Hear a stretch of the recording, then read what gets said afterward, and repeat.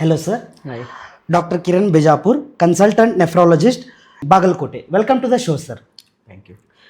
Sir ನಮಗೆ 2 kidneys ಇರುತ್ತೆ ಬಾಡಿಯಲ್ಲಿ.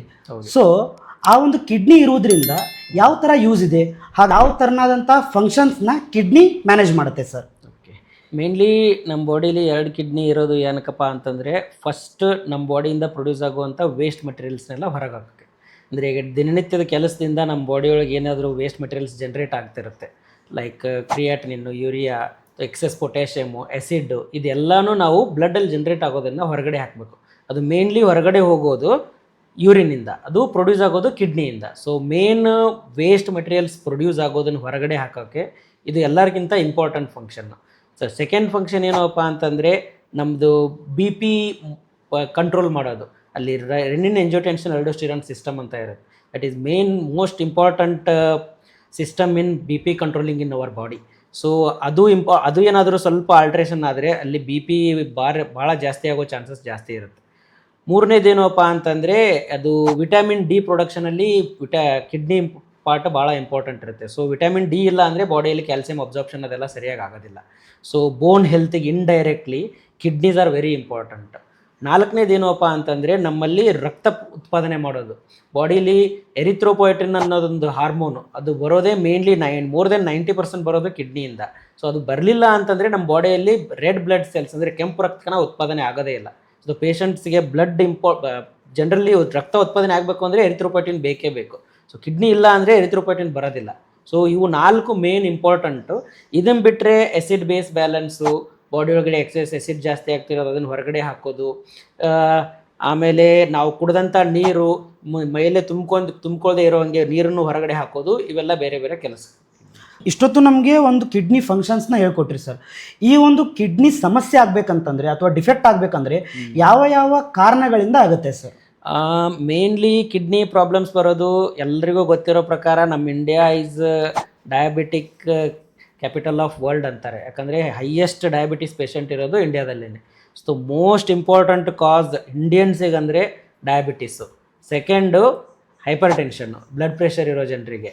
ಅದನ್ನು ಬಿಟ್ಟರೆ ಕಂಜನೈಟಲ್ ಆಗೂ ತುಂಬ ಡಿಸೀಸಸ್ ಬರುತ್ತೆ, like autosomal dominant polycystic kidney disease ಅಂತ, ನೆಫ್ರೋನೋಫ್ಥೋಸಿಸ್ ಅಂತ ಬರುತ್ತೆ, ವಿಲ್ಸನ್ಸ್ ಡಿಸೀಸ್ ಅಂತ ಬರುತ್ತೆ. ಬೇರೆ ಬೇರೆ ಕಾರಣಗಳಿವೆ. ಅದರ ಜೊತೆಗೆ ಇಂಪಾರ್ಟೆಂಟ್ ಏನಂದರೆ, ಜನ ಮಂಡಿ ನೋವು, ಜಾಯಿಂಟ್ ಪೇನು, ಮೈಕೈ ನೋವು ಅಂತ ಕಂಟಿನ್ಯೂಸ್ ಆಗಿ ಜನ ಪೇನ್ ಕಿಲ್ಲರ್ಸ್, ಮೆಡಿಕಲ್ ಶಾಪಿಗೆ ಹೋಗಿ ಡಾಕ್ಟ್ರಿಗೆ ತೋರಿಸ್ದೇ ಪೇನ್ ಕಿಲ್ಲರ್ಸ್ ತೊಗೊತಿರ್ತಾರೆ. ಅದರಿಂದನೂ ಕಿಡ್ನಿ ತೊಂದರೆ ಆಗೋದು ಭಾಳ ಕಾಮನ್ನು.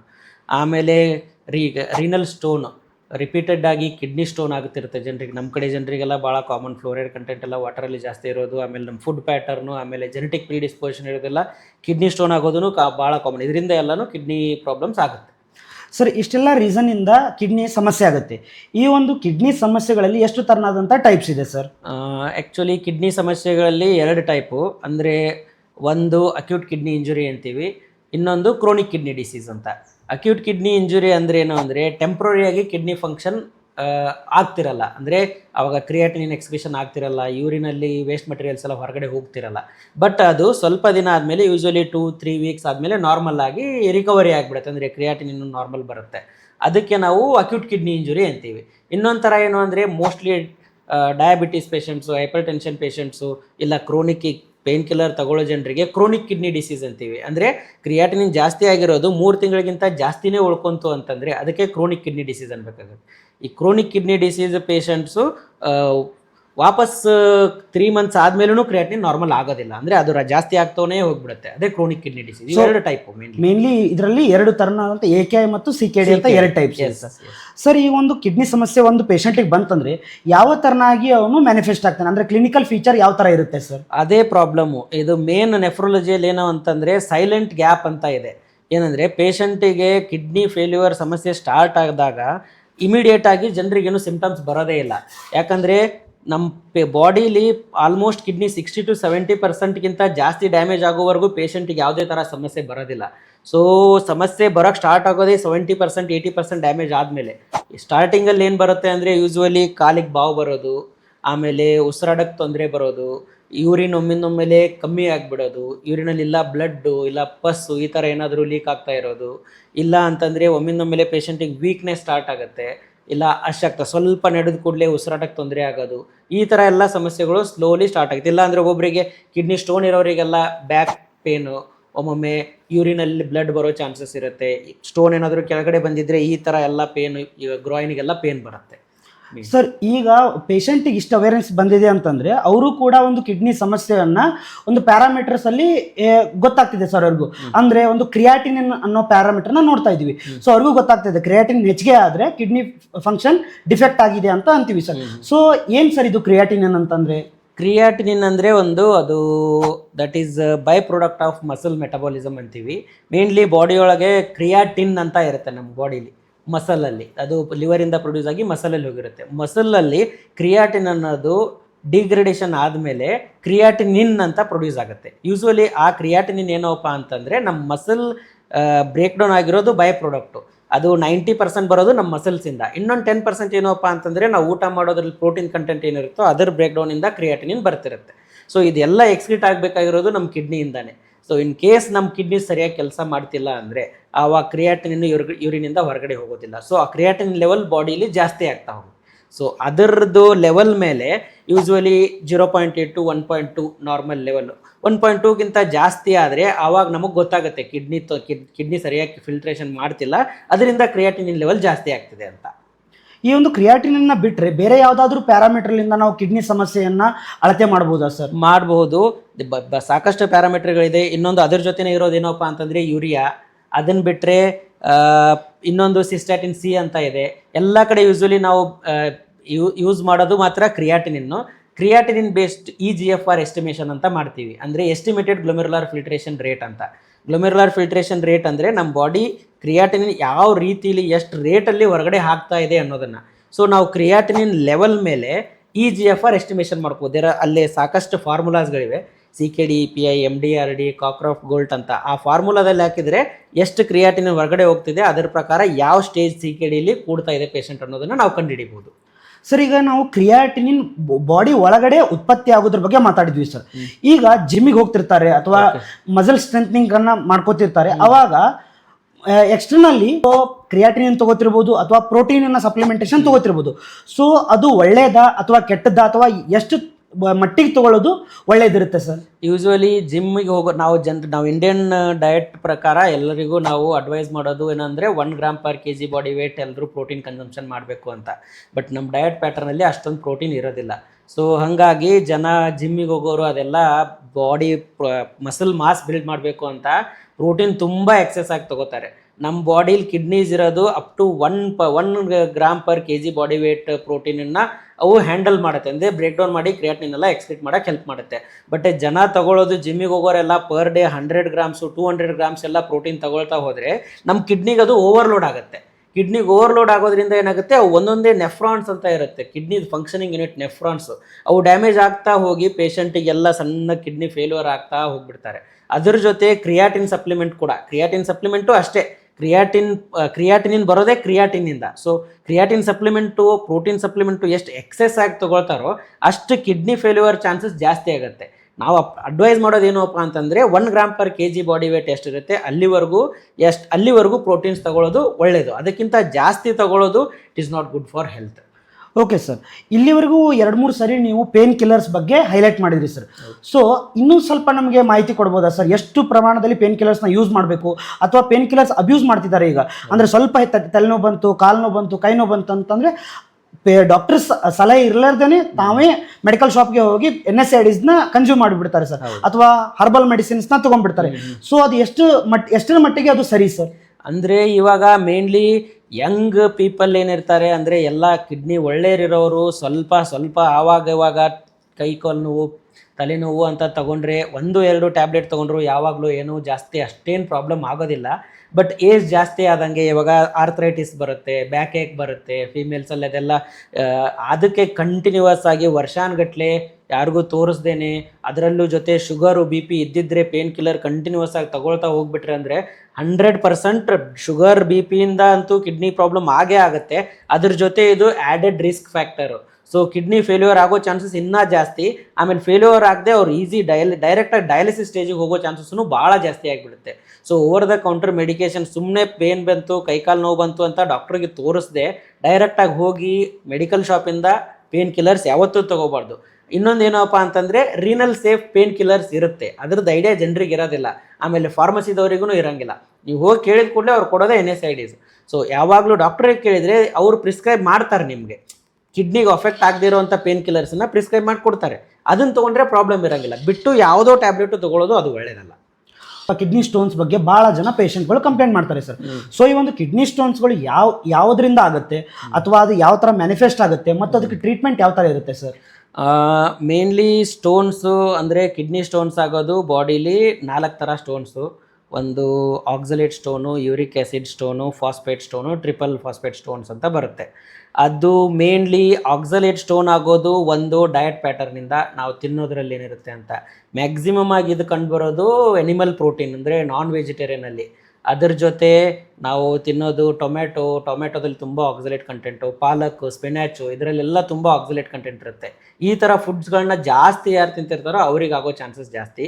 ಆಮೇಲೆ ನಮ್ಮ ಕಡೆ ಎಲ್ಲ ಬಿಸಿಲು ತುಂಬ ಜಾಸ್ತಿ, ಸೊ ಡಿಹೈಡ್ರೇಷನ್ ಸೆಕೆಂಡ್, ಜನ ಜಾಸ್ತಿ ನೀರು ಕುಡಿಯೋದಿಲ್ಲ. ಸೊ ನೀರು ಜಾಸ್ತಿ ಕುಡಿಲಿಲ್ಲ ಅಂದರೆ ಯೂರಿನ್ ಹೈಪರ್ ಸ್ಯಾಚುರೇಷನ್ ಆಗಿ ಸ್ಟೋನ್ ಫಾರ್ಮೇಷನ್ ಭಾಳ ಜಾಸ್ತಿ ಆಗಿಬಿಡುತ್ತೆ. ಇನ್ನೊಂದು ಏನಪ್ಪ ಅಂದರೆ ಜೆನೆಟಿಕ್ ಪ್ರಿಡಿಸ್ಪೊಸಿಷನ್, ಪ್ರೈಮರಿ ಹೈಪರ್ ಆಕ್ಸಿಲ್ಯೂರಿಯಾ ಥರ ಭಾಳ ಡಿಸೀಸಸ್ಗಳು, ಸಿಸ್ಟಿನ್ಯೂರಿಯಾ, ಸಿಸ್ಟಿನೋಸಿಸ್, ಇದೆಲ್ಲ ತುಂಬ ಡಿಸೀಸಸ್ಗಳೇ. ಅದರಲ್ಲಿ ಏನು ಅಂತಂದರೆ ಯೂರಿನಲ್ಲಿ ಸಿಕ್ರೀಟ್ ಆಗೋ ಆ ಪ್ರಾಡಕ್ಟ್ ಜಾಸ್ತಿ ಸಿಕ್ರೀಟ್ ಆಗ್ತಿರುತ್ತೆ ಇಂಡಿಜಿನಸ್ಲಿ. ಸೊ ಆ ಪ್ರಾಡಕ್ಟ್ ಜಾಸ್ತಿ ಸಿಕ್ರೀಟ್ ಆಗೋದ್ರಿಂದ ಕಾನ್ಸಂಟ್ರೇಷನ್ ಜಾಸ್ತಿ ಆಗಿ ಅದರಿಂದ ಸ್ಟೋನ್ಸ್ ಆಗೋ ಚಾನ್ಸಸ್ ತುಂಬ ಜಾಸ್ತಿ. ಸೊ ಇವು ಬೇಸಿಕ್ ಕಾಸಸ್ ಅಂದರೆ ಇದೆ. ಆಮೇಲೆ ಒಂದಿಷ್ಟು ಜನ ಭಾಳ ಸಾಲ್ಟ್ ತಿಂತಿರ್ತಾರೆ. ತುಂಬ ಸಾಲ್ಟ್ ತಿನ್ನೋರಿಗೂ ಇದು ಕಿಡ್ನಿ ಸ್ಟೋನ್ ಆಗೋ ಚಾನ್ಸಸ್ಸು ತುಂಬ ಜಾಸ್ತಿ. ಸಾಲ್ಟ್ ಕಂಟೆಂಟ್ ಭಾಳ ಉಳಿದಿರೋದು ಕ್ಯಾಲ್ಸಿಯಮ್ಮು, ಫಾಸ್ಫೇಟು ಇದನ್ನೆಲ್ಲ ಅಬ್ಸರ್ವ್ ಮಾಡ್ಕೊಳ್ಳೋಕೆ ತುಂಬ ಹೆಲ್ಪ್ ಆಗುತ್ತೆ. ಸೊ ಅದರಿಂದ ಅದನ್ನು ಕಮ್ಮಿ ಮಾಡಿದಷ್ಟು ಸ್ಟೋನ್ಸ್ ಆಗೋದು ಕಡಿಮೆ ಚಾನ್ಸಸ್. Okay sir. ಎಷ್ಟೋ ಜನ ಡಯಾಬಿಟಿಕ್ ಮತ್ತು ಹೈಪರ್ಟೆನ್ಸಿವ್ ಪೇಷಂಟ್ಸ್ ಇರ್ತಾರೆ ಸರ್. ಅವರು ಒಂದ್ಸರಿ ಡಯಾಗ್ನೋಸಿಸ್ ಆದಮೇಲೆ ಕಿಡ್ನಿ ಯಾವಾಗ ಅವರು ಫಾಲೋಅಪ್ ಅಥವಾ ಚೆಕಪ್ಪಿಗೆ ಮಾಡಿಸ್ಕೋಬೇಕೆ ಹೋಗಬೇಕು, ಆ ಒಂದು ಕಿಡ್ನಿ ಹೆಲ್ತ್ ಇನ್ನು ಡಯಾಬಿಟಿಕ್ ಮತ್ತು ಹೈಪರ್ಟೆನ್ಸಿವ್ ಪೇಷಂಟ್ಸಲ್ಲಿ ಯಾವ ಥರನಾಗಿ ಅಫೆಕ್ಟ್ ಆಗುತ್ತೆ ಸರ್? ಇವಾಗ ಯೂಶ್ವಲಿ ಡಯಾಬಿಟಿಸ್ ಅಂದರೆ 2 ಥರ, ಟೈಪ್ 1 ಡಯಾಬಿಟಿಸ್, ಟೈಪ್ 2 ಡಯಾಬಿಟಿಸ್ ಅಂತ. ಟೈಪ್ 1 ಡಯಾಬಿಟಿಸ್ ಅಂದರೆ ಇಮಿಡಿಯೇಟಾಗಿ ಡಯಾಗ್ನೋಸ್ ಆಗಿಬಿಡುತ್ತೆ ಚಂಗ್ ಚಿಲ್ಡ್ರನಲ್ಲಿ ಅದೆಲ್ಲ. ಸೊ ಆ ಪೇಷಂಟ್ಗಳು ಅಪ್ ಟು ಒಂದು ಯೂಶ್ವಲಿ ಡಯಾಬಿಟಿಕ್ ನೆಫ್ರೋಪತಿ ಡೆವಲಪ್ ಆಗಬೇಕು ಅಂದರೆ ಒಂದು 10 ಇಯರ್ಸ್ ಡಯಾಬಿಟಿಸ್ ಬಂದ ಮೇಲೆ ಡೆವಲಪ್ ಆಗ್ತಿರುತ್ತೆ. ಸೊ ಟೈಪ್ 1 ಡಯಾಬಿಟಿಸ್ದವರು ರೆಗ್ಯುಲರ್ ಆಗಿ ಹಾಸ್ಪಿಟಲಿಗೆ ಬರ್ತಿರ್ತಾರೆ, ಅವ್ರಿಗೆ ಗೊತ್ತಿರುತ್ತೆ ಡಿಸೀಸ್ ಬಗ್ಗೆ, ಸೊ ಅವ್ರದ್ದು ವರ್ಕಪ್ ನಡೀತಿರುತ್ತೆ. ಬಟ್ ಟೈಪ್ 2 ಡಯಾಬಿಟಿಸ್ ಬರೋದು ಹೆಂಗೆ ಅಂತಂದರೆ ಅವ್ರಿಗೆ ಗೊತ್ತೇ ಇರೋದಿಲ್ಲ ಟೈಪ್ 2 ಡಯಾಬಿಟಿಸ್ ನನಗಿದೆ ಅಂತ. ಸೊ ಅವ್ರಿಗೆ ಡಯಾಬಿಟಿಸ್ ಗೊತ್ತಾದ ಕೂಡಲೇ ಇಮ್ಮಿಡಿಯೇಟ್ಲಿ ಅವ್ರು ಟೆಸ್ಟ್ ಮಾಡ್ಸೋಕ್ಕೆ ಸ್ಟಾರ್ಟ್ ಮಾಡೇ ಬಿಡಬೇಕು. ಬಂದ ಕೂಡಲೇ ಅವ್ರದ್ದು ಯೂರಿನ್ ಟೆಸ್ಟು, ಕ್ರಿಯಾಟಿನಿನ್ ಟೆಸ್ಟು ಇದನ್ನೆಲ್ಲ ಮಾಡಿಕೊಂಡು ಅದಾದಮೇಲೂ ರೆಗ್ಯುಲರ್ ಆಗಿ ಎವ್ರಿ 3 ಮಂತ್ಸ್ ಇಲ್ಲ 6 ಮಂತ್ಸಿಗೊಮ್ಮೆ ರೆಗ್ಯುಲರ್ ಆಗಿ ಅವ್ರು ಫಾಲೋ ಅಪ್ ಮಾಡ್ಕೊತಾ ಇರಬೇಕು. ಯಾಕಂದರೆ ಅವ್ರು ಭಾಳ ದಿವಸದಿಂದ ಶುಗರ್ ಇರುತ್ತೆ, ಅವ್ರಿಗೆ ಗೊತ್ತಿರೋಂಗಿಲ್ಲ, ಸಿಂಪ್ಟಮ್ಸ್ ಇರೋಂಗಿಲ್ಲ. ಸೊ ಎಷ್ಟು ದಿನದಿಂದ ಇತ್ತು ಅನ್ನೋದು ಈಗ 10 ಇಯರ್ಸಿಂತ ಮುಂಚೆ ಇತ್ತಂದರೆ ಇವಾಗಲೇ ಡಯಾಬಿಟಿಕ್ ನೆಫ್ರೋಪತಿ ಆಗಿರೋ ಚಾನ್ಸಸ್ ತುಂಬ ಜಾಸ್ತಿ. ಸೊ ಟೈಪ್ 2 ಡಯಾಬಿಟಿಸ್ ಡಯಾಗ್ನೋಸ್ ಆದ ಕೂಡಲೇ ಇಮಿಡಿಯೇಟ್ಲಿ ಅವ್ರದ್ದು ಫಾಲೋ ಅಪ್ ಸ್ಟಾರ್ಟ್ ಮಾಡಿಬಿಡ್ಬೇಕು. ಅದರಲ್ಲಿ ಇದೇ ಥರನಾಗಿ ಹೈಪರ್ಟೆನ್ಸಿವ್ ಪೇಷಂಟ್ಸಲ್ಲಿ ಯಾವ ಥರ ಅಫೆಕ್ಟ್ ಆಗುತ್ತೆ ಸರ್? ಹೈಪರ್ ಟೆನ್ಸಿವ್ ಪೇಷಂಟ್ಸಿಗೂ ಅಷ್ಟೇ. ಹೈಪರ್ ಟೆನ್ಷನ್ನು ಭಾಳ ವೇರಿ ಆಗುತ್ತೆ, ಜೆನೆಟಿಕ್ ವೇರಿಯೇಷನ್ ತುಂಬ ಜಾಸ್ತಿ. ಕಂಟ್ರೋಲ್ ಹೆಂಗಿದೆ ಅನ್ನೋದು ಮೇನ್ ಇಂಪಾರ್ಟೆಂಟ್ ಆಗುತ್ತೆ ಇಲ್ಲಿ. ನಾರ್ಮಲ್ ಆಗಿ 120, 130 ನಾವು ಹೇಳೋದು 120/80 ಅಂದರೆ ಅದಕ್ಕಿಂತ ಕಮ್ಮಿ ಇದ್ದರೆ ನಾರ್ಮಲ್ ಅಂತ ಹೇಳ್ತೀವಿ. ಇವಾಗ BP ಒಬ್ಬೊಬ್ಬರು ಜನರಿಗೆ ತಲೆನೋಸುತ್ತೆ, ಬ್ಯಾಕೇಕ್ ಆಗ್ತಿದೆ, ಬ್ಲರಿಂಗ್ ವಿಷನ್ ಇದೆ ಏನೋ ಅಂತ ಹೇಳ್ಕೊಂಡು BP ಚೆಕ್ ಮಾಡಿದಾಗ ಡೈರೆಕ್ಟಾಗಿ 200 ಅದೆಲ್ಲ ಇರುತ್ತೆ. ಸೊ BP 180, 200 ಮೇಲೆ ಎತ್ತುವಪ್ಪ ಅಂತಂದರೆ ಭಾಳ ಬೇಗ ಕಿಡ್ನಿ ಹಾಳಾಗ್ಬಿಡುತ್ತೆ ಸ್ವಲ್ಪ. ಬಟ್ ಅದನ್ನು ಬಿಟ್ಟು ಬೇರೆ ಥರ ಹೈಪರ್ ಟೆನ್ಷನ್ ಅಂದರೆ 160, 150 ಈ ಥರ BP ಇರೋರು ಹೈಪರ್ ಟೆನ್ಷನ್ ಪೇಷಂಟ್ಗಳೇ. ಬಟ್ ಅವ್ರಿಗೆ ಕಿಡ್ನಿ ಪ್ರಾಬ್ಲಮ್ ಆಗೋಕ್ಕೆ ತುಂಬ ಜಾಸ್ತಿ ದಿನ ಬೇಕಾಗುತ್ತೆ. ಸೊ ಅದು ಯಾವಾಗ ಮಾಡಬೇಕು ಅನ್ನೋದಕ್ಕಿಂತ ರೆಗ್ಯುಲರ್ ಆಗಿ ಎವ್ರಿ 3 ಮಂತ್ಸು ಇಲ್ಲ ಎವ್ರಿ 6 ಮಂತ್ಸಿಗೊಮ್ಮೆ ಅವ್ರು ರೆಗ್ಯುಲರ್ ಆಗಿ ಫಾಲೋ ಅಪ್ ಮಾಡ್ಕೊತಿದ್ರೆ ಒಳ್ಳೆಯದು ಸರ್. ಈಗ ನಾರ್ಮಲ್ ಆಗಿ ಡಯಾಬಿಟಿಕ್ ಮತ್ತು ಹೈಪರ್ಟೆನ್ಸಿವ್ ಪೇಷಂಟಲ್ಲಿ ಅವರು ಕ್ರೋನಿಕ್ ಆಗಿ ಟ್ಯಾಬ್ಲೆಟ್ ತೊಗೋತಿರ್ತಾರೆ. ಸೊ ಆ ಪೇಷಂಟ್ಸಲ್ಲಿ ಏನಾದರೂ ಕಿಡ್ನಿ ಸಮಸ್ಯೆಗಳು ಬಂತಂತಂದರೆ ಆ ಒಂದು ಮ್ಯಾನೇಜ್ಮೆಂಟ್ ಅಥವಾ ಟ್ಯಾಬ್ಲೆಟ್ ತೊಗೊಳೋದ್ರಲ್ಲಿ ಏನಾದರೂ ಚೇಂಜಸ್ ಆಗುತ್ತಾ ಸರ್? ಹೌದು, ಚೇಂಜಸ್ ಆಗುತ್ತೆ. ಯಾಕಂದರೆ ಒಂದೊಂದು ಟ್ಯಾಬ್ಲೆಟ್ಸ್ಗಳು ಹೆಂಗಿರುತ್ತೆ ಅಂತಂದರೆ, ಇವಾಗ ಡಯಾಬಿಟಿಸ್ದೇ ಎಕ್ಸಾಂಪಲ್ಲು ಕಾಮನ್ ಆಗಿ ತೊಗೊಳೋದು ಮೆಟ್ಫಾರ್ಮಿನ್ನು, ಗ್ಲಿಮಿಪೆರೈಡ್ ಪೇಷಂಟ್ಸ್ಗಳಿಗೆ ಕೊಡೋದು ಅವೆರಡೂ ಟ್ಯಾಬ್ಲೆಟ್ಸ್ಗಳು ನಮಗೆ ಯೂಶ್ವಲಿ ಸ್ಟಾರ್ಟಿಂಗು ಅಂದರೆ ಡಯಾಬಿಟಿಸ್ ಡಯಾಗ್ನೋಸ್ ಆದ ಕೂಡಲೇ ಅದನ್ನು ಕೊಡ್ತಾರೆ. ಅದನ್ನು ಬಟ್ ಕಿಡ್ನಿ ಡಿಸೀಸ್ ಸ್ಟಾರ್ಟ್ ಆದಮೇಲೆ ನಾನು ಈಗಾಗಲೇ ಹೇಳಿದೆ ನಿಮಗೆ EGFR ಅಂತ. ಅದರಲ್ಲಿ EGFR ಲೆವೆಲ್ 30ಕ್ಕಿಂತ ಕಮ್ಮಿ ಹೋದರೆ, ಅಂದರೆ 30 ಅಂದರೆ ಆಲ್ಮೋಸ್ಟ್ 30ಕ್ಕಿಂತ ಕಮ್ಮಿ ಹೋಗೋದಂದರೆ ಸ್ಟೇಜ್ 4 ಕಿಡ್ನಿ ಡಿಸೀಸ್ ಅಂತ ಬರುತ್ತೆ. ಆ 30ಕ್ಕಿಂತ ಕಮ್ಮಿ ಹೋದ್ಮೇಲೆ ಯಾವುದು ಟ್ಯಾಬ್ಲೆಟ್ಸ್ ಕೊಡೋಕ್ಕೆ ಬರಲ್ಲ. ಆವಾಗ ಕೊಡೋಕ್ಕೆ ಬರೋದು ಒಂದು ಎರಡೇ ಟ್ಯಾಬ್ಲೆಟ್ಸು, ಒಂದು ಲಿನಾಗ್ಲಿಪ್ಟಿನ್ ಅಂತ, ಅದನ್ನೊಂದು ಬಿಟ್ಟರೆ ಡಾಪಾಗ್ಲಿಫ್ಲೋಜಿನ್ ಒಂದು SGLT2 ಇನ್ಹಿಬಿಟರ್ಸ್, ಅವೆರಡು ಬಿಟ್ಬಿಟ್ರೆ ಡೈರೆಕ್ಟಾಗಿ ಇನ್ಸುಲಿನಿಗೆ ಹೋಗ್ಬೇಕಾಗುತ್ತೆ. ಸೊ ಅದು 30ಕ್ಕಿಂತ ಕಮ್ಮಿ ಹೋದ್ಮೇಲೂ ಜನ ಇದನ್ನೇ ತಗೋತಾ ಹೋದರೆ ಅವಾಗ ಇನ್ನೂ ಕ್ರಿಯಾಟಿನಿನ್ ಜಾಸ್ತಿಯಾಗಿ ಅವ್ರು ಸ್ಟೇಜ್ 4ಇಂದ ಸ್ಟೇಜ್ 5 ಹೋಗೋ ಚಾನ್ಸಸ್ ತುಂಬ ಜಾಸ್ತಿ. ಇಲ್ಲಾಂದರೆ ರಿಪೀಟೆಡ್ ಹೈಪೋಗ್ಲೈಸಿಮಿಯಾ, ಭಾಳ ಶುಗರ್ ಕಮ್ಮಿ ಆಗೋ ಚಾನ್ಸಸ್ ಜಾಸ್ತಿ ಇರುತ್ತೆ. ಸೊ ಅದನ್ನು ಅವಾಯ್ಡ್ ಮಾಡಬೇಕು. ಅದೇ ಥರ BP ಹೆಂಗೆ ಅಂತಂದರೆ ಯೂಶ್ವಲಿ ಟೆಲ್ಮಿಸಾರ್ಟನ್, ಲೋಸಾರ್ಟನ್ ಅಂತ ಟ್ಯಾಬ್ಲೆಟ್ ಕೊಡ್ತಿರ್ತಾರೆ BP ಪೇಷಂಟ್ಸ್ಗಳಿಗೆ ಅದೆಲ್ಲ. ಸೊ ಅವ್ರದ್ದು ಕಿಡ್ನಿ ಫಂಕ್ಷನ್ನು ಅಪ್ ಟು 30ವರೆಗೂ ಯೂಶ್ವಲಿ ಟ್ಯಾಬ್ಲೆಟ್ಸ್ ಯಾವುದು ರಿಸ್ಟ್ರಿಕ್ಷನ್ ಮಾಡೋದು ಅವಶ್ಯಕತೆ ಬರೋದಿಲ್ಲ. ಬಟ್ 30ಕ್ಕಿಂತ ಕಮ್ಮಿ ಹೋದ್ಮೇಲೆ ಅಪ್ರಾಕ್ಸಿಮೇಟ್ಲಿ 60-70%ಕ್ಕಿಂತ ಫಂಕ್ಷನ್ ಕಿಡ್ನಿ ಕಮ್ಮಿ ಆದಮೇಲೆ ಆವಾಗ ಆ ಟ್ಯಾಬ್ಲೆಟ್ಸ್ಗಳನ್ನೆಲ್ಲ ಚೇಂಜ್ ಮಾಡಬೇಕಾಗುತ್ತೆ. ಚೇಂಜ್ ಮಾಡಲಿಲ್ಲ ಅಂದರೆ ಅದರದ್ದು ಹೈಪರ್ ಕೆಲಿಮಿಯಾ ಆಗೋ ಚಾನ್ಸಸ್ ಜಾಸ್ತಿ. ಹೈಪರ್ ಕೆಲಿಮಿಯಾ ಆದರೆ ಆಮೇಲೆ ಕಾರ್ಡಿಯಾಕ್ ಅರೆಸ್ಟು ಅದೆಲ್ಲ ಪ್ರಾಬ್ಲಮ್ಸ್ ಇರುತ್ತೆ. ಸೊ ಟ್ಯಾಬ್ಲೆಟ್ಸ್ ಚೇಂಜ್ ಮಾಡಿ ಅವಾಗ ಕ್ಯಾಲ್ಸಿಯಂ ಚಾನಲ್ ಬ್ಲಾಕರು, ಅಮ್ಲೋಡೆಪಿನ್ನು ಇಲ್ಲ ಬೀಟಾ ಬ್ಲಾಕರ್ಸು ಅವು ಯಾವುದಾದ್ರೂ ಟ್ಯಾಬ್ಲೆಟ್ಸಿಗೆ ಚೇಂಜ್ ಮಾಡಬೇಕಾಗುತ್ತೆ. ಈ ಒಂದು ಕಿಡ್ನಿ ಸಮಸ್ಯೆ ಪೇಷಂಟ್ಸ್ಗಳಲ್ಲಿ ಸೀರಮ್ ಎಲೆಕ್ಟ್ರೋಲೈಟ್ಸ್ ಇಂಬ್ಯಾಲೆನ್ಸ್ ಇರುತ್ತಾ ಸರ್? ಇದ್ರೂ ಕೂಡ ಯಾವ ಥರನಾಗಿ ನಮಗೆ ಮ್ಯಾನಿಫೆಸ್ಟ್ ಆಗುತ್ತೆ? ಮೇನ್ಲಿ ಕಿಡ್ನಿ ಪೇಷಂಟ್ಸ್ಗಳಲ್ಲಿ ಎಲೆಕ್ಟ್ರೋಲೈಟ್ ಇಂಬ್ಯಾಲೆನ್ಸ್ ಅಂದರೆ ನಾವು ವರಿ ಮಾಡ್ಕೊಳ್ಳೋದೇನೆಂದರೆ ಹೈಪರ್ ಕೆಲಿಮಿಯಾ ಬಗ್ಗೆ. ಯಾಕಂದರೆ ಪೇಷಂಟ್ಸಿಗೆ ಆ್ಯಸಿಡ್ ಕ್ಲಿಯರೆನ್ಸ್ ಆಗೋದಿಲ್ಲ. ಆ್ಯಸಿಡ್ ಪ್ರೊಡಕ್ಷನ್ ಬಾಡಿಲಿ ರೆಗ್ಯುಲರ್ ಆಗಿ ಏನು ಆಗ್ತಿರುತ್ತೆ ಅದು ಯೂರಿನಲ್ಲಿ ಫಿಲ್ಟರ್ ಆಗದೆ ಇರೋದ್ರಿಂದ ಆ್ಯಸಿಡೋಸಿಸ್ ಆಗುತ್ತೆ ಪೇಷಂಟ್ಗೆ. So acidosis is always associated with hyperkalaemia, ಅಂದರೆ ಪೊಟ್ಯಾಷಿಯಮ್ ಲೆವೆಲ್ ಜಾಸ್ತಿ ಆಗೋದು. ಸೊ ಆ್ಯಸಿಡೋಸಿಸು ಹೈಪರ್ ಕೆಲಿಮಿಯಾ ಎರಡೂ ಹಾರ್ಟಿಗೆ ತುಂಬ ಪ್ರಾಬ್ಲಮ್. ಅಂದರೆ ಡೈರೆಕ್ಟಾಗಿ ಹಾರ್ಟ್ ರೇಟನ್ನು ಕಮ್ಮಿ ಮಾಡಿ ಕಾರ್ಡಿಯಾಕ್ ಅರೆಸ್ಟ್ ಮಾಡಿಸೋ ಚಾನ್ಸಸ್ ತುಂಬ ಜಾಸ್ತಿ ಇರುತ್ತೆ. ಸೊ ಅದು ಒಂದು ಪ್ರಾಬ್ಲಮ್, ನಮಗೆ ಭಾಳ ಪ್ರಾಬ್ಲಮ್ ಮಾಡುತ್ತೆ ಹೈಪರ್ ಕೆಲಿಮಿಯಾ ಒಂದು. ಅದನ್ನು ಬಿಟ್ಟರೆ ಸೋಡಿಯಂ ಲೆವೆಲ್ಸ್ನು ಒಂದೊಂದು ಸತಿ ಫ್ಲೂಯಿಡ್ ಓವರ್ಲೋಡ್ ಆಗಿತ್ತು, ತುಂಬ ಪೇಷಂಟಿಗೆ ಸ್ವೆಲ್ಲಿಂಗ್ ಎಲ್ಲ ಅದೆಲ್ಲ ಬಂದಿತ್ತು ಅಂದರೆ ಅವಾಗ ಹೈಪೋನೈಟ್ರಿಮಿಯಾ ಆಗಿರುತ್ತೆ. ಸೊ ಒಂದೊಂದು ಸತಿ ಪೂರ್ತಿ ಪೇಷಂಟ್ ಡೈರೆಟಿಕ್ ಟ್ಯಾಬ್ಲೆಟ್ಸ್ ಎಲ್ಲ ತೊಗೊಂಡಾಗ ಪೂರ್ತಿ ಬಾಡಿದೆಲ್ಲ ನೀರು ವಾಪಸ್ ಒಯ್ದು ಇವರು ಸಾಲ್ಟ್ ತುಂಬ ಜಾಸ್ತಿ ತಿಂತಿದ್ರೆ ಹೈಪರ್ ನೈಟ್ರಿಮಿಯಾ ಆಗೋ ಚಾನ್ಸಸ್ನು ಜಾಸ್ತಿ. But mostly we are worried about hyperkalaemia, ಯಾಕಂದರೆ ಅದು ಹಾರ್ಟ್ ಡೈರೆಕ್ಟ್ ಕಾರ್ಡಿಯಾಕ್ ಅರೆಸ್ಟ್ ಮಾಡೋ ಚಾನ್ಸಸ್ ಜಾಸ್ತಿ ಇರುತ್ತೆ. ಸರಿ ಸರ್, ನಾವು ಇಷ್ಟೊತ್ತುವರೆಗೂ ಕಿಡ್ನಿ ಸಮಸ್ಯೆಗಳೇ ಯಾವ ಥರ ಆಗುತ್ತೆ ಮತ್ತು ಯಾವ ಥರ ಮ್ಯಾನಿಫೆಸ್ಟ್ ಆಗುತ್ತೆ ಅಂತ ಡಿಸ್ಕಸ್ ಮಾಡಿದ್ವಿ. ಸೊ ಒಂದು ಸರಿ ಕಿಡ್ನಿ ಸಮಸ್ಯೆ ಬಂತಂತಂದರೆ ಅಥವಾ AK ಆಗಿರ್ಬೋದು, CKD ಆಗಿರ್ಬೋದು, ಯಾವ ಥರ ಮ್ಯಾನೇಜ್ಮೆಂಟ್ ಪ್ರೋಟೋಕಾಲ್ ಇದೆ ಸರ್? ಮೇನ್ಲಿ ಎರಡೂ ಡಿಪೆಂಡ್ ಆಗೋದು ನಮ್ಮದು ಒಂದು ಕ್ರಿಯಾಟಿನ್ ಲೆವೆಲ್ ಮೇಲೆ, ಅದರ ಮೇಲೆ ನಾವು EGFR ಮಾಡಿ ಅದು ಯಾವ ಸ್ಟೇಜಲ್ಲಿದೆ ಅನ್ನೋದನ್ನು ನೋಡ್ಕೊತೀವಿ. ಅದಾದ ಮೇಲೆ ಪೇಷಂಟಿಗೆ ಯೂರಿನ್ ಬರ್ತಿದೆಯೋ ಇಲ್ಲೋ ಅನ್ನೋದು. ಪೇಷಂಟ್ ಯೂರಿನ್ ಸರಿಯಾಗಿ ಬರ್ತಿತ್ತು, ಕ್ರಿಯಾಟಿನಿನ್ ಲೆವೆಲ್ಸು ಸ್ಟೇಬಲ್ ಇತ್ತು, ಕಮ್ಮಿ ಆಗ್ತಾ ಹೋದರೆ ಯೂಶ್ವಲಿ AK ತಾನೇ 2 ವೀಕ್ಸಲ್ಲಿ ರಿಕವರಿ ಆಗುತ್ತೆ. ಆವಾಗ ಮ್ಯಾನೇಜ್ ಮಾಡಬೇಕಾಗಿರೋದು ಮೇನ್ಲಿ ಫ್ಲೂಯಿಡ್ ಬ್ಯಾಲೆನ್ಸ್, ಅಂದರೆ ಇಂಟೇಕ್ ಔಟ್ಪುಟ್ ಎಷ್ಟಿದೆ ಅನ್ನೋದನ್ನು, ಆಮೇಲೆ ಎಲೆಕ್ಟ್ರೋಲೈಟ್ಸ್ ಲೈಕ್ ಹೈಪರ್ ಕೆಲಿಮಿಯಾ, ಹೈಪೋನೈಟ್ರಿಮಿಯಾ ಇದನ್ನೆಲ್ಲನೂ ಮ್ಯಾನೇಜ್ ಮಾಡಬೇಕಾಗುತ್ತೆ. ಅದನ್ನು ಬಿಟ್ಟು ಕ್ರಿಯಾಟಿನಿನ್ ವರ್ಸನ್ ಆಗ್ತಾ ಹೋಗಿ EGFR 15ಕ್ಕಿಂತ ಕಮ್ಮಿ ಹೋಗಿ ಏನಾದರೂ ಪೇಷಂಟಿಗೆ ಹೈಪರ್ ಕೆಲಿಮಿಯಾ, ಎಸಿಡೋಸಿಸ್ ಯಾವುದು ಮೆಡಿಕಲ್ ಮ್ಯಾನೇಜ್ಮೆಂಟಿಂದ ಆಗಲಿಲ್ಲ ಅಂತಂದರೆ ಆವಾಗ ಡಯಾಲಿಸಿಸ್ ಬರುತ್ತೆ. ಅದರಲ್ಲಿ 2 ಥರ, ಒಂದು ಹಿಮೋಡಯಾಲಿಸಿಸ್, ಇನ್ನೊಂದು ಪೆರಿಟೋನಿಯಲ್ ಡಯಾಲಿಸಿಸ್ ಅಂತ. ಡಯಾಲಿಸಿಸ್ ಅಂದರೆ ಮೇನ್ಲಿ ಬ್ಲಡ್ ಫಿಲ್ಟ್ರೇಷನ್ ಅಂತೀವಿ. ಬ್ಲಡ್ ಫಿಲ್ಟ್ರೇಷನ್ ಅಂದರೆ ಬ್ಲಡ್ ಯೂಶ್ವಲಿ ಕೆಥೇಟರ್, ಅದು ಟೆಂಪ್ರರಿ ಪೇಷಂಟ್ಸ್ಗೆ, AKI ಪೇಷಂಟ್ಸ್ಗೆಲ್ಲ ಟೆಂಪ್ರರಿ HD ಕೆಥೇಟರ್ ಹಾಕಿ ಒಂದು ಕಡೆಯಿಂದ ಬ್ಲಡ್ ಎಲ್ಲ ಹೊರಗೆ ಹೋಗಿ ಫಿಲ್ಟರ್ ಆಗಿ ಇನ್ನೊಂದು ಕಡೆಯಿಂದ ಬ್ಲಡ್ ವಾಪಸ್ ಹೋಗ್ತಿರುತ್ತೆ. ಹೀಗೆ ಪೇಷಂಟಿಗೆ ಎಲ್ಲಿವರೆಗೂ ಎಲೆಕ್ಟ್ರೋಲೈಟ್ ಅಬ್ನಾರ್ಮಲಿಟೀಸ್ ಅದರ ಸರಿ ಆಗೋದಿಲ್ಲ ಅಲ್ಲಿವರೆಗೂ ಇದನ್ನು ಟೆಂಪ್ರರಿಯಾಗಿ ಮಾಡಬೇಕಾಗುತ್ತೆ. ಅದೇ ಒಂದು ವೇಳೆ ಕ್ರೋನಿಕ್ ಕಿಡ್ನಿ ಡಿಸೀಸ್ ಇತ್ತು ಅಂತಂದರೆ, ಅಂದರೆ ಪರ್ಮನೆಂಟ್ ಆಗಿಲ್ಲ ಕಿಡ್ನಿ ಫೇಲ್ ಆಗಿತ್ತು, ಇವಾಗ ಅವ್ರದ್ದು EGFR ಆಲ್ಮೋಸ್ಟ್ ಲೆಸ್ ದೆನ್ 6-7 ಲೆವೆಲಿಗೆ ಬಂದಿತ್ತು ಅಂತಂದರೆ ಆವಾಗ ಅವರಿಗೆ ಲೈಫ್ ಟೈಮ್ ಡಯಾಲಿಸಿಸ್ ಬೇಕಾಗುತ್ತೆ. ಇಲ್ಲ ಅಂದರೆ ಕಿಡ್ನಿ ಟ್ರಾನ್ಸ್ಪ್ಲಾಂಟೇಷನ್, ಎರಡೇ ಆಪ್ಷನ್ ಇರೋದು. ಆವಾಗೇನು ಅಂತಂದರೆ ಪೇಷಂಟ್ಸಿಗೆ ಇದಕ್ಕಿಂತ AV ಫಿಸ್ಟುಲಾ ಅಂತ ಕ್ರಿಯೇಟ್ ಮಾಡ್ತೀವಿ. ಇದಾದಮೇಲೆ AV ಫಿಸ್ಟುಲಾ ಮಾಡಿಸಿ ಕೈಯಿಂದನೇ ಡಯಾಲಿಸಿಸ್ ಮಾಡ್ಸೋಕ್ಕೆ ಬರುತ್ತೆ. ಅದನ್ನು ವೀಕ್ಲಿ 3 ಟೈಮ್ಸ್ ಮಿನಿಮಮ್, KDಗೂ ಹೇಳೋ ಪ್ರಕಾರ ವೀಕ್ಲಿ 3 ಟೈಮ್ಸ್ 4 ಅವರ್ಸ್ ಈಚ್, ಅಂದರೆ ವಾರಕ್ಕೆ 12 ಗಂಟೆ ಡಯಾಲಿಸಿಸ್ ಮಾಡಿಸ್ಬೇಕಾಗತ್ತೆ. ಇದು ಹಿಮೋಡಯಾಲಿಸಿಸ್. ಇದೇ ಥರ ಇನ್ನೊಂದು ಆಪ್ಷನ್ ಏನಿದೆ ಅಂದರೆ ಪೆರಿಟೋನಿಯಲ್ ಡಯಾಲಿಸಿಸ್ ಅಂತೀವಿ.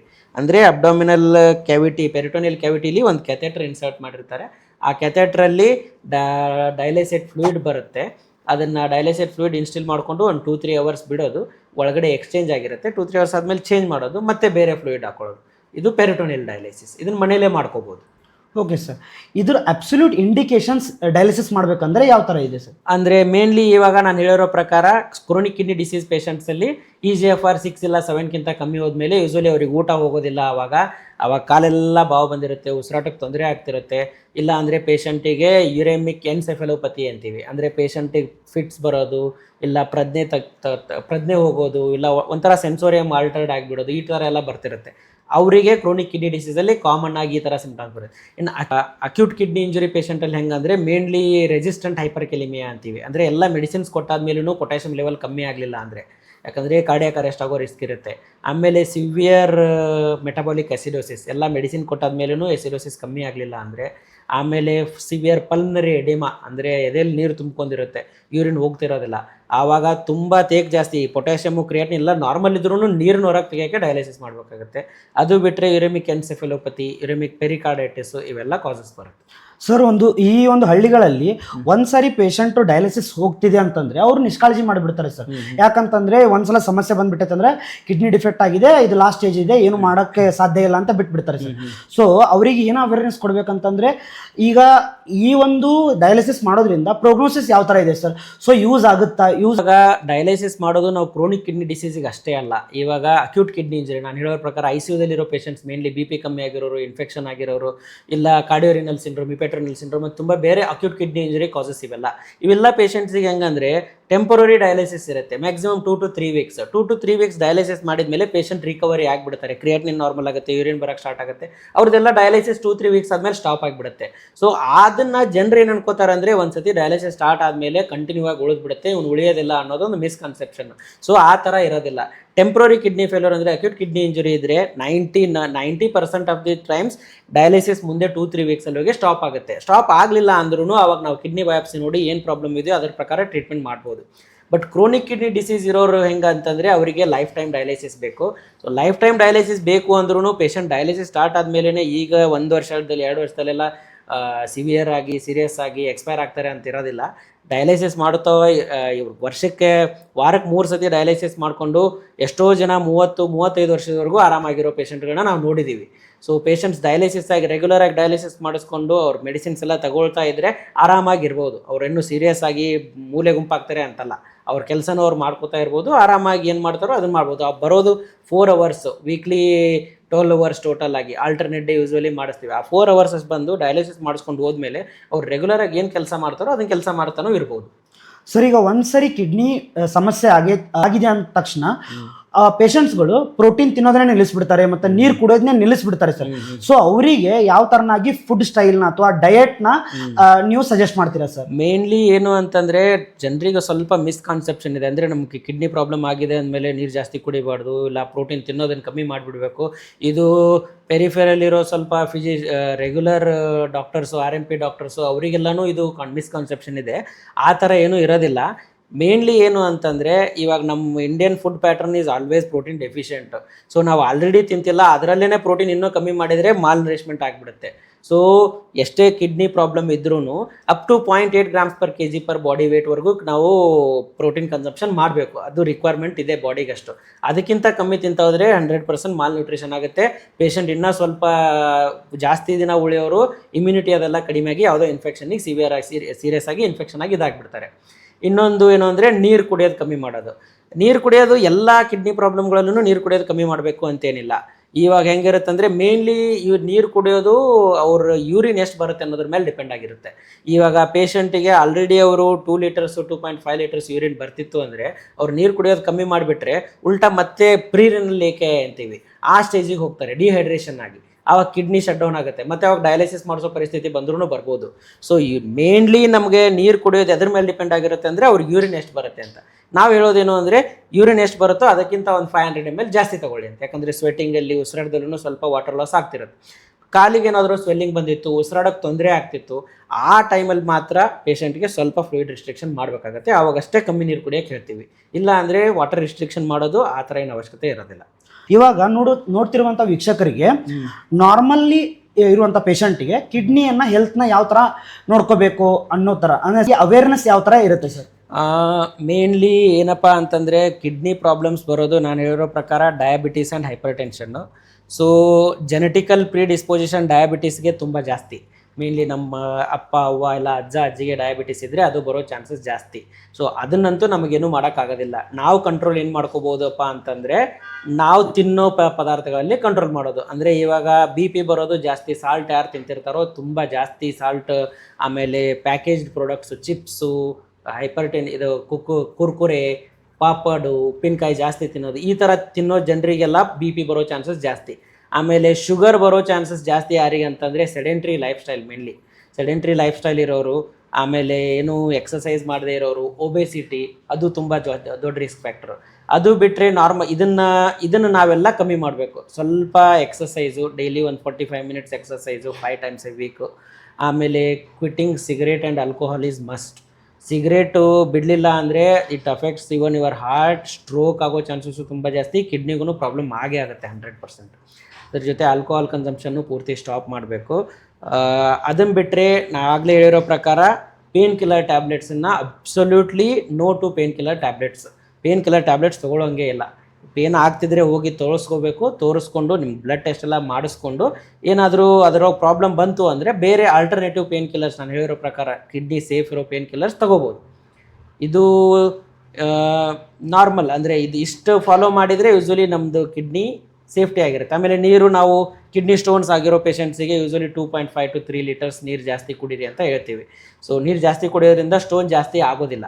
ಸೊ ಅಂದರೆ ಆದ್ರೂ 6 mm ಮುಂಚೆ ಇರೋದ್ರಾಗೇ ಅದು ಯೂರಿನಲ್ಲಿ ಪಾಸ್ ಹೋಗೋ ಚಾನ್ಸಸ್ ಜಾಸ್ತಿ.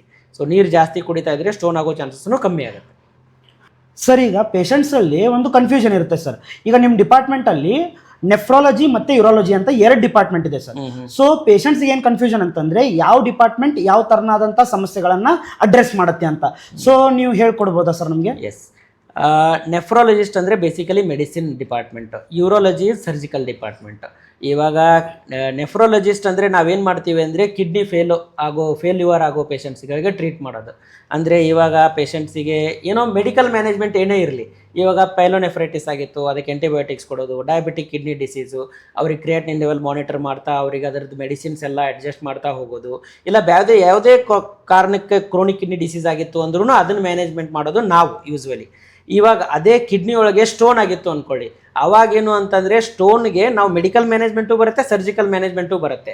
ಮೆಡಿಕಲ್ ಮ್ಯಾನೇಜ್ಮೆಂಟ್ ಅಂದ್ರೇನು, ನಾನು ಆಗಲೇ ಹೇಳಿರೋ ಪ್ರಕಾರ ಡಯಟ್ ಪ್ಯಾಟರ್ನ್ ನಮ್ಮದು, ನೀರು ಕುಡಿಯೋದು ಜಾಸ್ತಿ ಮಾಡೋದು, ಇದೆಲ್ಲ ನಾವು ಮಾಡ್ಕೊತೀವಿ. ಆಮೇಲೆ ಅದ್ರದ್ದು ಇವ್ಯಾಲ್ಯುವೇಷನ್ನು, ಯೂರಿನ್ ಟೆಸ್ಟ್ ಮಾಡಿಸಿ ಯಾವುದರಿಂದ ಆಗ್ತಿದೆ, ಕಂಟೆಂಟ್ ಏನಿದೆ ಅದನ್ನೆಲ್ಲ ನಾವು ಮಾಡ್ಕೊತೀವಿ. ಬಟ್ ಅದರದ್ದೇ ಪ್ರೊಸೀಜರ್ ಮಾಡಿ ಸ್ಟೋನ್ ಬ್ಲಾಸ್ಟ್ ಮಾಡಬೇಕು ಅಂದರೆ ಅಲ್ಲಿ ಯೂರಾಲಜಿಸ್ಟ್ ಕೆಲಸ ಬರುತ್ತೆ. ಅವಾಗೇನು ಅಂತಂದರೆ ಅವರು ESWL ಅಂತೀವಿ, ಇಲ್ಲ URSL ಅಂತೀವಿ. ಆ ಪ್ರೊಸೀಜರ್ಗಳು ಮಾಡಬೇಕಾದ್ರೆ ಯೂರಾಲಜಿಸ್ಟ್ ಮಾಡಬೇಕಾಗ್ತದೆ. ಆಮೇಲೆ ಕಿಡ್ನಿಗಿಂತ ಕೆಳಗಡೆ ಏನೇ ಪ್ರಾಬ್ಲಮ್ ಬಂದ್ರೂ, ಯೂಶ್ವಲಿ ಯುರೆಟ್ರಲ್ ಸ್ಟೋನ್ ಬರಲಿ, ಇಲ್ಲ ಬ್ಲ್ಯಾಡರಲ್ಲಿ ಸ್ಟೋನ್ ಬರಲಿ, ಇಲ್ಲ ಯುರೆತ್ರಾದಲ್ಲಿ ಏನಾದರೂ ಪ್ರಾಬ್ಲಮ್ಮು ಅಂದರೆ ಯುರೆಟ್ರಲ್ ಸ್ಟ್ರಿಕ್ಚರು, ಇದರದ್ದೆಲ್ಲ ಮ್ಯಾನೇಜ್ಮೆಂಟ್, ಸರ್ಜಿಕಲ್ ಮ್ಯಾನೇಜ್ಮೆಂಟ್ ಮೇನ್ಲಿ ಏನು ಬರುತ್ತೆ ಅದನ್ನೆಲ್ಲ ಯೂರಾಲಜಿಸ್ಟ್ ಮಾಡ್ತಾರೆ. ಅದರದ್ದೇ ಮೆಡಿಕಲ್ ಮ್ಯಾನೇಜ್ಮೆಂಟನ್ನು ನಾವು ಮಾಡ್ತೀವಿ. ಸೊ ಮೋರ್ ಆರ್ ಲೆಸ್ ಎರಡೂ ಹೆಚ್ಚು ಕಡಿಮೆ ಓವರ್ಲ್ಯಾಪಿಂಗ್ ಆಗಿ ಸಿಂಪ್ಟಮ್ ಪೇಷಂಟ್ಸ್ ಬರ್ತಿರುತ್ತೆ. ಓಕೆ ಸರ್, ಇಲ್ಲಿವರೆಗೂ ಕಿಡ್ನಿ ಒಂದು ಸಮಸ್ಯೆ ಬಗ್ಗೆ ಮತ್ತು ಯಾವ ಥರ ಮ್ಯಾನಿಫೆಸ್ಟ್ ಆಗುತ್ತೆ ಮತ್ತು ಅದ್ರ ಟ್ರೀಟ್ಮೆಂಟ್ ಏನು ಅಂತ ಹೇಳಿ ಅವೇರ್ನೆಸ್ ಕೊಟ್ಟಿದ್ದಕ್ಕಾಗಿ ಧನ್ಯವಾದಗಳು ಸರ್.